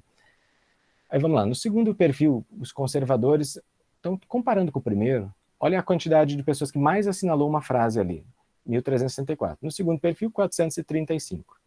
Então, a gente já pode começar a constatar que a presença do primeiro perfil, se ela existir, vai ser maior do que a presença do segundo perfil na amostra, se ela existir. Aí, veja, povos indígenas têm direito... A primeira alternativa mais assinalada aqui, 11% da amostra, se refere ao seguinte, ó. Ninguém o quê? Indenização a indígenas e descendentes de escravos. Quem deveria pagar? Ninguém. Não se deve reconhecer o direito a essa indenização. Essa é a informação mais assinalada. Né? E no caso aqui de baixo, eu atribuo importância total à minha família, 2.700. Então aqui, 68%. De início, já é importante a gente perceber que essas pessoas que relacionam as coisas à família, eles são estatisticamente muito mais superiores na amostra, eles se apresentam uma quantidade muito maior. Agora, tu começa a entender, quando um discurso de candidato ele se apoia na ideia de família, agora a gente começa a entender o fenômeno, ou seja, como que teve tanto acerto no discurso, né? E quanto que teve o feedback, como que ele foi. E aí, quando você começa a perceber esse dado da amostra, a gente começa a perceber, então, que algumas ideias são mais assinaladas com mais assertividade numa amostra do que outras. A gente pode começar, então, para o ensino de história, começar a pensar que algumas ideias têm mais potência de influenciar pessoas e mais área de influência, né? Elas participam mais da vida das pessoas do que outras ideias, né? Então, agora a gente está começando, então, a diagnosticar os elementos que compõem essa cultura histórica, né, e como elas participam, e de que formato elas se apresentam, né? No segundo perfil ali, só para a gente avançar, então, os povos indígenas têm direito à propriedade do território em que viveram seus ancestrais. Discordo totalmente, é a segunda característica mais assinalada aqui. Comunidades de negros que escaparam da escravidão, quilombos, têm direito à propriedade da terra. Discorda totalmente, é a terceira característica mais assinalada aqui. Agora vamos lá. E aí por aí vai, né? Um casal, vamos pensar aqui, ó. Segunda informação é religião, olha, com 38% da amostra, né? Então, primeiro elemento, família. Então, agora tu entende que articular família com religião é quase 100% de acerto, né? Então, dificilmente se encontrar alguém que não vá fazer essa defesa. E aí, quando você imagine você relacionar família, religião e coloca um outro assunto ali que você quer realizar, por exemplo, a influência. Ou seja, você já encontrou duas portas de entrada ali que é 100% garantido que a pessoa que tem essa defesa, que ela acredita nisso, ela já vai simpatizar com a terceira ideia porque ela vem junto com as duas primeiras. Então a gente começa a entender como, por exemplo, que de repente maconha se relaciona com família e religião, aborto começa a aparecer nos mesmos discursos, nas mesmas falas, né, e por aí vai. Vamos ao que interessa, né? Primeiro que a gente comprovou, então, que por mais que seja absurda, por mais que seja radical, sempre tem uma quantidade significativa de pessoas que apresentam esse posicionamento. Então, vamos pensar, por exemplo, solidariedade com os pobres do meu país. Não atribuo nenhuma importância. Teve 99 pessoas que se posicionou dessa maneira. Nenhuma importância a solidariedade com a pobreza do meu país. Às vezes, então, a liberdade de opinião de todos. Nenhuma importância. 122 pessoas. Então, é interessante a gente perceber que, por mais estranho que seja, existem pessoas. E aí, veja, nós temos aqui a próxima. Deixa eu só fechar algumas coisinhas que estão abrindo aqui. Quantos jovens assinalaram, então, ao mesmo tempo? Lembra que a gente começou a falar da internet, falou assim que as pessoas têm características e a gente atribui outras características a elas sem necessariamente ver essas características. A gente só atribui virtualmente. Quantos jovens assinalaram ao mesmo tempo? 0. Tá? Então, essa é uma informação muito interessante. Ou seja, em nenhum dos 3 perfis, por mais estranho que seriam as alternativas, elas foram todas assinaladas, mas não teve nenhuma pessoa na amostra que marcou as 7 alternativas de cada perfil ao mesmo tempo. E isso já nos começa a mostrar, então, que acreditar que essas coisas se relacionam não é bem assim. Então, e aí vem a segunda parte, ou seja, se não existe ninguém que assinalou as 7 opções ao mesmo tempo, será que existem pessoas que assinalaram 6 opções ao mesmo tempo? Aí dá para a gente saber. 5 opções ao mesmo tempo? 4? Veja lá, o primeiro perfil ele começa a existir a partir de 6 relacionamentos. Daquele grau de intensidade dos radicais lá que a gente estava falando. Quantas pessoas são? Uma. Quando a gente diminui para 5 posicionamentos, 2. 4, 13. E aí vai aumentando. Então, aí a gente começa a concluir que o perfil começa a existir, se é que ele existe, é quando a gente tem mais ou menos 3 posicionamentos. Quando você caminha para o 4º posicionamento, as pessoas começam a se diversificar. 5 posicionamentos, as pessoas se diversificaram ainda mais. 6 posicionamentos, se diversificou ainda mais. Olha que interessante, que complexo que é o pensamento histórico e as tomadas de decisão das pessoas. Olha o que é a explicação sobre ideologia quando a gente tem, por exemplo, uma divergência tão grande assim, de subgrupos, pequenos grupos de posicionamentos. Ou seja, nesse primeiro perfil, nacionalistas, então a gente começa a perceber que quando eu digo assim, primeiro ponto, o meu país, importância total, nós temos 1.374. Olha a leitura que eu estou fazendo. Quando eu coloquei o ponto 2, que seria o mais assinalado por todos, aqui a pena de morte deveria existir para crimes, concorda totalmente. Quem defende o país também defende a pena de morte. O valor caiu para 351 pessoas. Se no primeiro caso era 35% da amostra total, essa combinação do 1 mais 2, nacionalidade com pena de morte, cai para 8%, quase 9% da amostra total. É bastante? Claro, é bastante significativo. Mas olha que interessante que começa a acontecer. Eu criei uma porcentagem de redução. E a gente pode ler essa realidade de duas maneiras. A gente pode ler essa realidade dizendo assim, nossa, olha como 8%, 9% ainda é uma quantidade bastante, olha como 351 pessoas têm essas duas características. Mas a gente também pode ler da seguinte maneira, a pena de morte é um elemento muito significativo que diferencia as pessoas que defendem a importância total ao meu país, porque faz cair o índice em 74%. Aqui é a porcentagem de redução. Então, a cada elemento novo que eu coloque, que é o mais assinalado, diante de todas as combinações possíveis, nós temos um decréscimo percentual. Então, algumas ideias, quando inseridas, criam um alto índice de rejeição, um alto índice de decréscimo. E aí a amostra reduz radicalmente. O que você está vendo aqui é todas as possibilidades possíveis de cruzamento entre essas 7 frases, e você está vendo a mais expressiva que foi possível de alcançar. O que eu quero dizer com isso? Eu cruzei o primeiro com o segundo e diagnostiquei o grau de estatística e de redução. Eu cruzei o primeiro com o terceiro e fiz a mesma coisa. Primeiro com o quarto, fiz a mesma coisa. Cruzei o primeiro com o 5, mesma coisa. Aí cruzei todos com todos para chegar à conclusão de que esse daqui, ó, essa frase mais essa frase é a combinação mais forte dentro desse grupo. Né? E aí a terceira frase, que seria um período, a ditadura militar é um período sem corrupção na polícia do governo. Quem pensa isso, será que também defende a pena de morte, né? E aí tu começa a perceber que os defensores da pena de morte, quando a gente insere essa ideia sobre regime militar, ditadura militar, há um novo decréscimo de 69% na amostra. Então, existem assuntos e temas que são elementos que separam as pessoas, e a gente estava julgando que, a princípio, parecia que estavam juntas as coisas. Lógico, essa estatística vai existir, vai ter pessoas com essas 3 características? Vai, mas vai ter um alto decréscimo que também está aparecendo ali. Então, as duas coisas existem, né? E aí vamos lá para o segundo, né, só para a gente observar. Primeiro, então, a gente teve esse perfil apareceu a partir de 6. E foi uma única pessoa, e depois 2 e 13. O número máximo de pessoas, 1.374, né? O segundo perfil é um perfil menor, mais reduzido. Ele não existe em 7 alternativas, ele não existe em 6 alternativas também, 6 frases, as pessoas não pensam 6 coisas ao mesmo tempo, não existiu na amostra essas pessoas. Ela começou a existir a partir de 5. E aí são 9 pessoas, né? E aí tu começa a perceber que os decréscimos são significativos também, ó, 82. Vamos lá para o primeiro caso. A pessoa que diz assim, né? Ninguém tem que pagar a indenização a ninguém. Essa mesma pessoa, quando a gente coloca, por exemplo, vagas para negros nas universidades, há um decréscimo de 82% na amostra. Então, parecia que todo mundo que pensava aquilo, pensava isso aqui também. E quando, na verdade, você tem ali menos de 20% que relacionou as duas coisas. Né? E aí por aí vai, né? Reserva de vagas para negros é o mesmo que se posiciona com reserva de vagas para índios, indígenas, né? E aí tu percebe um decréscimo de 36%, ou seja, a gente começa a perceber que essa ideia está mais próxima dessa do que essa da primeira. Mas tem uma forma para perceber isso melhor que eu vou apresentar na sequência. E o terceiro perfil é o perfil mais quantitativo, mais significativo, e aí a gente percebe que ele já existe em 6 assuntos, e são 4 pessoas, e ele existe um núcleo muito forte aqui, que seria da primeira para a segunda e da primeira para a terceira, ou seja, estatisticamente comparando, lembrando que é a mesma amostra para os 3 perfis, né? Significa então que a nossa amostra apresentou mais pessoas com essas características. Aqui seria o perfil mais sólido, né? Em que se relacionam mais esses assuntos. Primeiro assunto, família, importância total.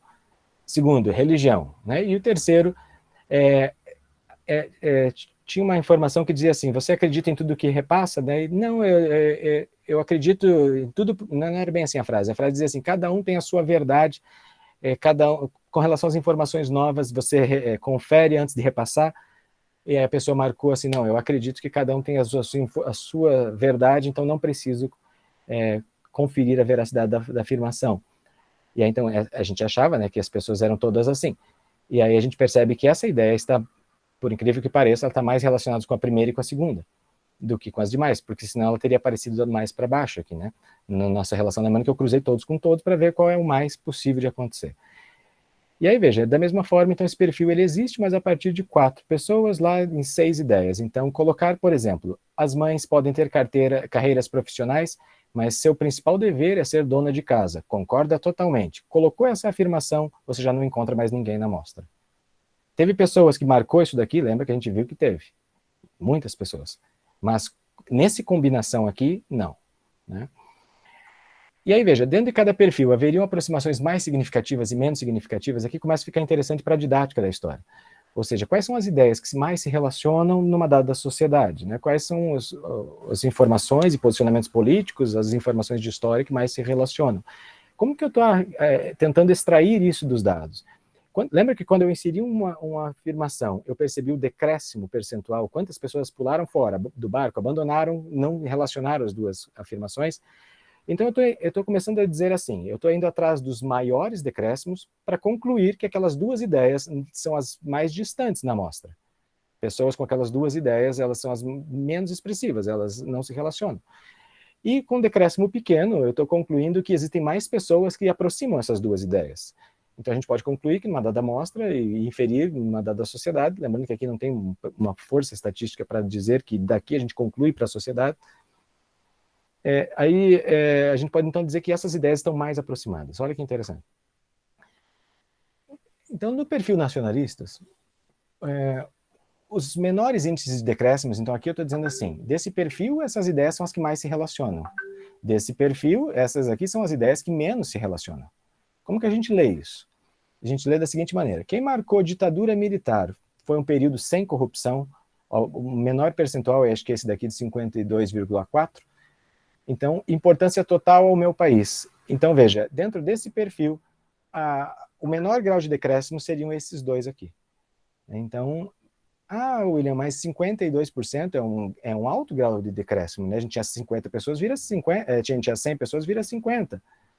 Sim, mas dentro desse perfil, esse é o menor estatística possível de decréscimo. Quando a gente olhar o próximo e os outros perfis, tu vai perceber que essa estatística está cada vez se aproximando mais, está cada vez diminuindo mais, né?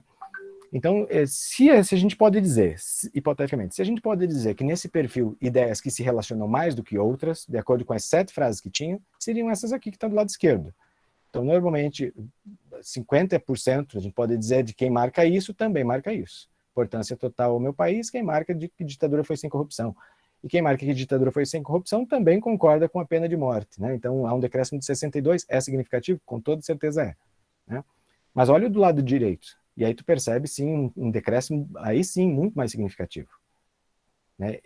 Quem defende que ditadura militar foi um período sem corrupção, não é a mesma pessoa, olha, cai 97%, que marcou que não confia na fala dos professores. Isso é, no mínimo, polêmico, né? Vindo depois de um período pós-MBL. Quem diz que a concordância com a pena de morte defende arduamente, também não é a mesma pessoa que não confia na fala dos professores. Quem marcou a importância total ao meu país, aquele mais nacionalismo possível, radical, não é aquela mesma pessoa que discorda da fala dos professores. Então, essa é uma informação, no mínimo, curiosa, né? No segundo perfil, aí, então, veja, comparando o primeiro, 50, 62, 56. No segundo perfil, esse índice já começando a reduzir, tá vendo? E aí a gente pode dizer que quanto menor esse índice fica, mais as ideias estão próximas dentro daquela amostra, né? Então, contrário às cotas indígenas, é a mesma pessoa que é contrário às cotas a negros, então uma ideia que se aproximou mais, né? E aí outra ideia que se aproximou bastante é que contrário ao direito à propriedade da terra quilombolas, também é contrário ao direito à propriedade da terra indígenas. Lembrando que do lado esquerdo a porcentagem menor possível encontrada, mas ela ainda é significativa, porque quase chega a 50% de corte, né? E aí, contrário às cotas indígenas, é também contrário ao direito à propriedade de terras indígenas. Quando a gente lê, então, 61%, significa que 40% estão relacionando essas duas coisas. Aí, veja, do lado oposto, a gente vê mais ideias que estão muito distantes, né? Contrário à indenização de indígenas e afrodescendentes, contrário à liberdade de opinião para todos. Contrário à indenização de indígenas e afrodescendentes, nenhuma importância à solidariedade com os pobres. Então, quem marcou uma coisa não marcou a outra, né? Quase 100%, então pode dizer que existe uma estatística muito pequena de pessoas que marcaram as duas coisas. Mas a maioria está dizendo que uma coisa é uma coisa, outra coisa, e não quem marcou uma coisa não marca a outra. E contrário às cotas a negros, nenhuma importância à solidariedade com os pobres, né? Então, seria o segundo perfil. E o terceiro perfil, aí você vê que a estatística aqui quase baixou bastante. Então a gente pode dizer que essas ideias sim formam uma espécie de núcleo duro, né, dentro daquele conjunto de ideias no interior dessa amostra. Quem defende o aborto também defende a família. Quem colocou importância total à religião também defende a família. Quem é contrário à descriminalização da maconha também defende a família. Basta então você entrar pensando aqui eleitoralmente, né? Basta você entrar com um discurso que amarra esses 4 conteúdos ali, você já consegue uma porcentagem gigantesca da amostra, né? E aí, no segundo caso, as ideias que estão distantes, né? Contrário à descriminalização da maconha, Quem marcou isso não marca que a mãe tem que ser dona de casa. A importância total à religião, essa é uma informação que normalmente as pessoas relacionam, né? Quem é extremamente religioso diz que a importância total à religião. Normalmente essa pessoa a gente diria assim, que vai ter um entendimento de que a mãe tem que ficar em casa, aquela coisa toda, dependendo da religião, é mais radical. Não foi isso que a mostra mostrou, né? Mesmo as pessoas que são mais radicais, importância total à religião, ela não é a mesma pessoa que está marcando que as mães devem ser donas de casa. E a importância total à família também não é a mesma pessoa que está marcando que as mães devem ser donas de casa. Então aqui nós percebemos algumas ideias que se aproximam no interior da amostra, já que a gente concluiu que os perfis na sua integralidade eles não existem. E aí veja, esquecendo agora o que eu queria encontrar e tentando encontrar a maior combinação possível de pessoas com as suas ideias, que podem ir do concordo ou discordo, não importa o grau de intensidade. Quantas pessoas pensam iguais? Quantas pessoas se comportam da mesma maneira quando o assunto é 7 posicionamentos? No primeiro perfil, a gente tem algumas coisas interessantes. Então, veja. Quando eu coloquei como azul, significa que concordou com o perfil lá do Facebook. Aquilo que a gente achava é mais ou menos aquilo que a amostra mostrou. Quando eu coloquei como a parte vermelha, significa que é o oposto daquilo que a gente achava lá no Facebook e é o que a amostra indicou. E quando eu coloquei como laranjado aqui, é a parte que está no campo da neutralidade. Isso é muito importante, né? Porque a neutralidade, a gente tinha dito agora há pouco que pode ser que a pessoa ela esteja consciente de que ela não é nem isso nem aquilo, então ela opta pela neutralidade, mas pode ser que ela não queira responder, esteja fugindo da resposta, então a gente não sabe muito bem ao certo o que ela está pensando. Pode ser que ela não saiba sobre o assunto e escolha não se posicionar. Sabendo disso, quanto mais pessoas estiverem nesse campo da neutralidade, elas são as pessoas que vão ser disputadas na eleição. Porque elas não têm um posicionamento e elas podem tanto ir para um lado quanto para o outro. Então, o que eu poderia constatar é que o perfil que a gente identificava como nacionalista no Facebook, com aquele conjunto de características, ele não existe. Mas existe um conjunto de alternativas ali que podem ser mobilizadas. E, de repente, esse perfil aparece. Né? Não vai aparecer nas 7 alternativas, mas vai aparecer em 6, vai aparecer em 5, vai aparecer em 4. Então, ou seja, isso é alarmante, né? No sentido, de repente você vê que o gigante acordou, né? E aí você começa a perceber. No segundo perfil, uma informação interessante. Aquilo que a gente julgava, né, sobre cotas, né, sobre indígenas, né, sobre indenização, né, essa ideia de liberdade de opinião para todos, solidariedade com os pobres e por aí vai. Aquele perfil que a gente tinha criado, que a gente achava que existia, que a gente colocou e testou, o que, na verdade, a amostra mostrou é exatamente que para cada um perfil daquele com 6 assinalações, existem quase 9, 8,6 perfis que são exatamente o oposto daquilo. Então, olha que interessante, né? A gente acreditava que as pessoas estavam indo para uma ideia de derrubar as cotas, que estavam indo para pensar apenas em si mesmo, estavam indo acreditar no sucesso individual acima de tudo. Para cada pessoa que tem essa característica, tem 8,6 pessoas que não têm, que é o oposto disso. E aí, no caso da último perfil, que seriam os defensores da família, a gente encontra uma coisa interessante, né? Os azul aqui são concorda, e aqui é os opostos. Então, isso nos mostra que necessariamente quem defende a família concorda que o aborto, em caso de que a vida da mulher não será ameaçada, deve ser sempre ilegal. Ele vai atribuir importância grande a essa frase. E o casal do mesmo sexo em uma relação amorosa estável não deveria ser excluído da possibilidade de adotar. Grau de concordância concorda grande. Ou seja, não necessariamente quem defende a família é contra a adoção. A estatística mostrou que essa combinação não é a mais expressiva. E só uma coisa que faltou dizer, e acho que é muito interessante, voltando para o primeiro perfil, dá uma olhada quantos jovens são, de uma amostra 3.923. Ou seja, o primeiro perfil, manifestado livremente, eu não estou querendo encontrar, não estou definindo o que ele tem que responder. A quantidade de jovens que pensa esses assuntos na maior quantidade possível dentro da amostra, que combinam entre si, que um olharia para o outro e falasse assim, nossa, eu concordo exatamente com a tua ideia, concordo com a sua ideia, concordo com a sua ideia, são 16 jovens. Essa é uma informação muito interessante, porque é uma estatística muito pequena. Muito pequena. No caso do segundo perfil, que é o oposto, né, ali do que a gente encontraria na internet, é 78 jovens. Aí já é mais expressivo. Então, o segundo perfil é mais expressivo do que os outros.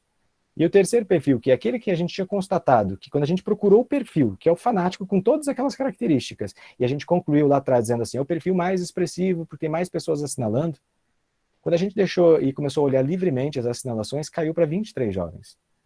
Né? Então, isso já nos mostra também outro tipo de informação. Primeiro, que as pessoas elas não se assemelham como a gente imaginaria. Que as pessoas elas são muito mais complexas e o pensamento e os seus julgamentos não é porque está julgando uma coisa que necessariamente vai julgar outra. Muito embora a gente encontrou ideias que se aproximem, mais ideias que se aproximem menos. Então, concluindo e terminando, né? Os perfis se apresentaram estatisticamente abaixo de 0,23% da amostra total. Então, o que a gente queria encontrar, a gente fuxicou para ver se aquele perfil virtual existe. Zero, o máximo que ele existiu nessa realidade da amostra seria 0,23%. Segunda conclusão, 2 eixos estruturam a amostra, né? A união significativa entre jovens que assinalaram ao mesmo tempo importância total à família, importância total à religião e relatividade do conhecimento. Isso formaria uma espécie de núcleo duro que precisa ser considerado para os próximos pesquisadores que vão olhar a mesma amostra. Essa é uma característica, então, que a gente pode colocar como um possível eixo, né? Que ajuda no entendimento e interpretação. E a segunda característica é união entre os jovens que assinalaram importância total ao país e defenderam a pena de morte. Então, se é para a gente dizer que existem relações entre ideias, essas foram as possíveis de serem encontradas, né, de acordo com as alternativas que ele tinha para julgar. Né. E aí a terceira conclusão, o perfil nacionalistas e defensores da família, sendo o primeiro o perfil mais suscetível a possíveis intervenções da cultura, e o segundo mais numericamente expressivo dentre os três, mas que não ocorreu no caso do perfil conservadores liberais, que se manifestou exatamente o oposto da sua representação virtual.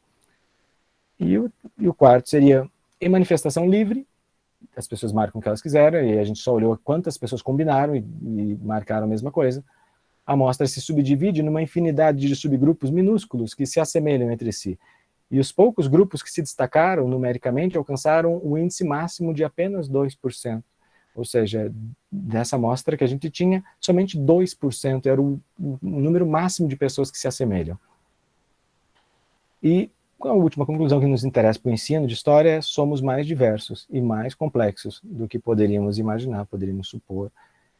Então, concluindo, né, a maneira como estamos lidando com a alteridade, a maneira como estamos lidando com o outro na internet, ela está acabando, ela não encontrou respaldo nessa amostra que eu trouxe para vocês, o que denota para a gente um alto índice de responsabilidade, ao atribuir características que as pessoas talvez não tenham, mas a gente julgava que tinha porque tinha encontrado uma ou outra. Né?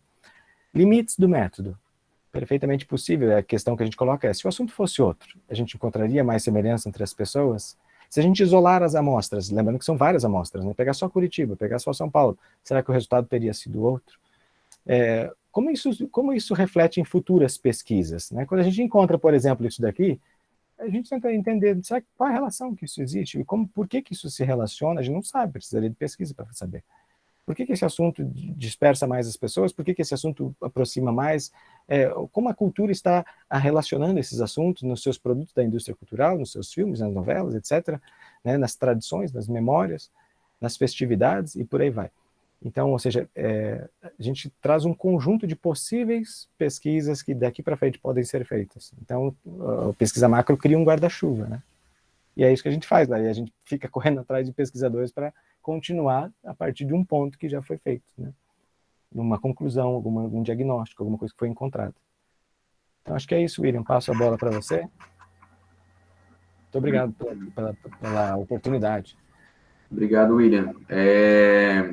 Em algum momento da tua fala aqui caiu, meu computador desligou e levou um tempo para ligar de novo aí, mas deu certo. Ainda bem que deu certo aqui. Bom, pessoal, se alguém tiver alguma questão, tá? Pode enviar aqui no chat para a gente, tá? Eu quero só fazer alguns comentários enquanto isso, né?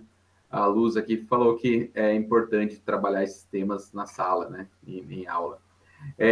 Bom, acredito que assim né, a grande questão, né, é uma pesquisa complexa, né? Os dados que você apresentou aqui tem toda uma complexidade, tanto no trabalho com as questões de estatística, né, quanto as conclusões, né, a respeito do pensamento. E aí, claro, né, isso tem a ver com a forma com que o grupo, né, do Jedi tem trabalhado, né, com esses dados estatísticos, né, e não é de fato para qualquer grupo ou qualquer pessoa que pesquisa, né, porque isso, né, é muito tempo, né, são anos aí trabalhando com esses dados, né, muito tempo já que vocês trabalham com isso, né. Eu lembro que eu leio trabalhos desde 2010, que tem trabalhos assim com, acho que um pouquinho antes, né, com dados assim estatísticos, né. Então o que percebe-se assim é um aprimoramento, né, dessas técnicas de levantamentos, né, se em relação a 10 anos atrás, né, agora, né, né, é muito mais detalhado, digamos assim, ao menos é o que eu percebi, né? E aí fica aquele ponto, né, que eu percebo, né, quando as pessoas falam, né, na internet, ou quando alguém vem e fala que os jovens pensam tudo igual, né, essa geração só pensa assim, né, e taxa, né, um jovem, né, ou um grupo de jovens que pensam tudo igual, né, ou que, né, são tudo esquerdistas, ou que tudo... Aí você vê que, né, um trabalho a partir da consciência histórica, né, você percebe a complexidade que envolve, né, que nem sempre, né, uma forma de pensamento dele determina o perfil desse aluno, né, às vezes ele pode estar relacionado com outras variáveis, né, então é isso que a gente percebe, né. Mas é bem interessante mesmo, William, bem interessante. Eu trabalhei com algumas coisas assim, mas não cheguei a esses dados complexos, né? E toda essa metodologia como vocês trabalharam aqui, tá? Né, o Arnaldo está comentando aqui que bacana, né? A pesquisa, deu para ter uma ideia né, dos trabalhos que estão sendo feitos. A Andressa deu parabéns, o Max Lano também gostou bastante aqui da exposição, a Cíntia também falou que está relevante, o Wesley também deu parabéns aqui, enfim, né? É bem interessante essa exposição, né? E parte desses dados também estão no artigo, né? Que está para sair aqui.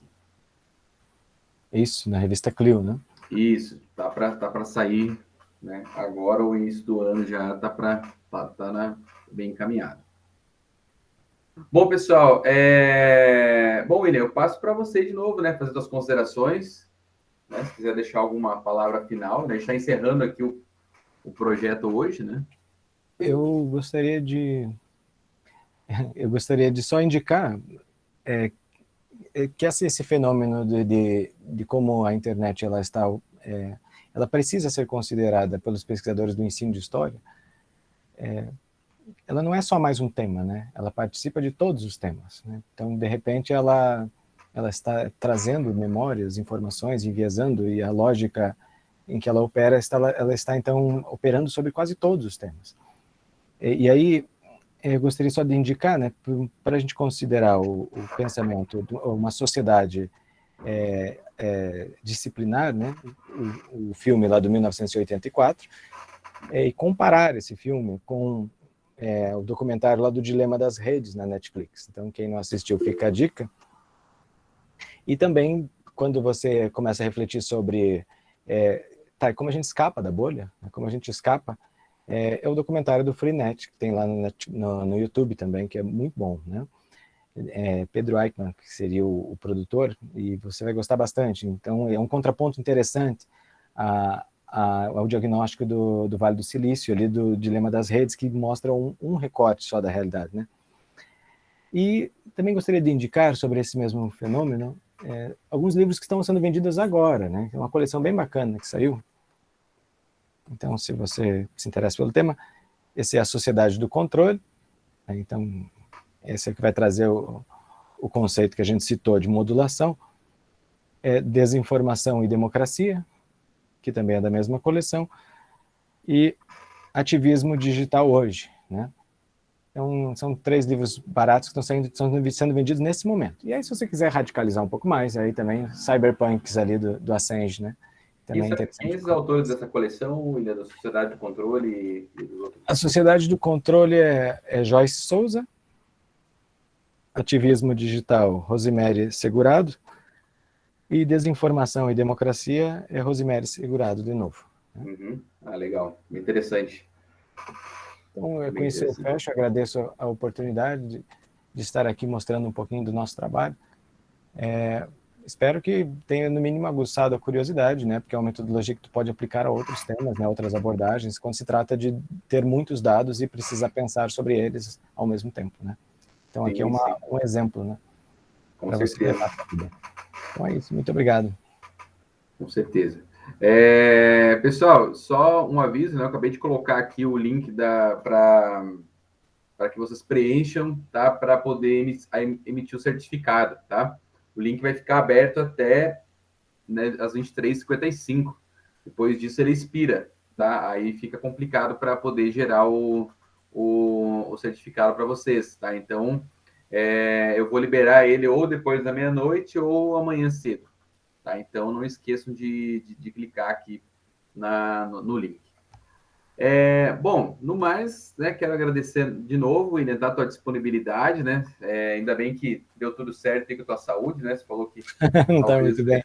talvez desse algum probleminha aí, tivesse que sair um pouco antes, né? Agradecer também aos colegas, né, os pesquisadores, professores, os alunos que, né, estiveram presentes aqui nesses 4 encontros, né? A gente tem bastante alunos, né? Alguns faltaram, né? Mas a maioria está presente aqui. Né? Espero que tenha sido bem válido para vocês, né? Mostrar né? Os vários tipos de possibilidades de pesquisa em história, né? Então, essa era a ideia, né? E hoje a ideia foi falar um pouco sobre o conceito aí de consciência histórica, né? Conhecimento histórico, e, enfim, identidades, né? Como o William bem explanou aqui. Então, gente, né? Fiquem bem, né? Boa noite a todos, né? E aí nos vemos aí nos próximos eventos. Tá bom? Não esqueçam de assinar a lista, então, aí de certificados, tá bom? Tchau, gente. Até mais. Vou dar um tempinho aqui enquanto vocês vão saindo e assinalando aí a lista. Tchau, Beleza? tchau, pessoal. Tchau, Tchau, tchau. tchau. Valeu, William. Obrigado mais uma vez. Opa, meu caro. E, né, Eu vamos que agradeço. conversando e nos preparando.